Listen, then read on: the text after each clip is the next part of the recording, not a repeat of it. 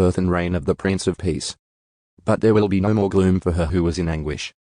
In earlier times he treated the land of Zebulun and the land of Naphtali with contempt, but later on he will make it glorious, by the way of the sea, on the other side of the Jordan, Galilee of the Gentiles. The people who walk in darkness will see a great light. Those who live in a dark land, the light will shine on them. You will multiply the nation, you will increase their joy. They will rejoice in your presence as with the joy of harvest, as people rejoice when they divide the spoils. For you will break the yoke of their burden and the staff on their shoulders, the rod of their oppressor, as at the battle of Midian. For every boot of the marching warrior in the roar of battle, and cloak rolled in blood, will be for burning, fuel for the fire.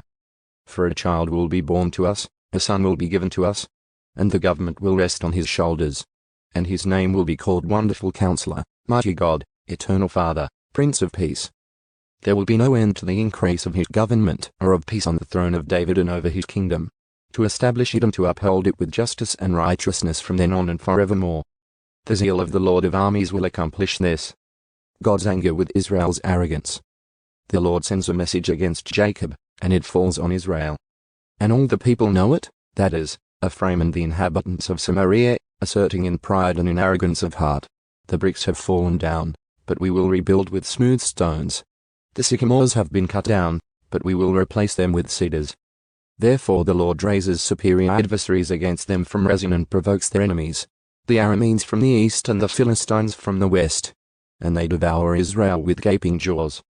In spite of all this, his anger does not turn away, and his hand is still stretched out. Yet the people do not turn back to him who struck them, nor do they seek the Lord of armies.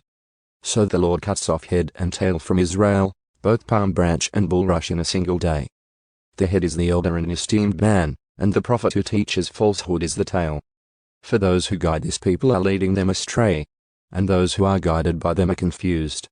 Therefore the Lord does not rejoice over their young men, nor does he have compassion on their orphans or their widows. For every one of them is godless and an evildoer, and every mouth is speaking foolishness. In spite of all this, his anger does not turn away, and his hand is still stretched out. For wickedness burns like a fire. It consumes briars and thorns. It also sets the thickets of the forest aflame, and they roll upward in a column of smoke. By the wrath of the Lord of armies the land is burned, and the people are like fuel for the fire. No one spares his brother. They devour what is on their right hand but are still hungry, and they eat what is on the left hand, but they are not satisfied. Each of them eats the flesh of his own arm. Manasseh devours Ephraim, and Ephraim Manasseh, and together they are against Judah. In spite of all this, his anger does not turn away and his hand is still stretched out.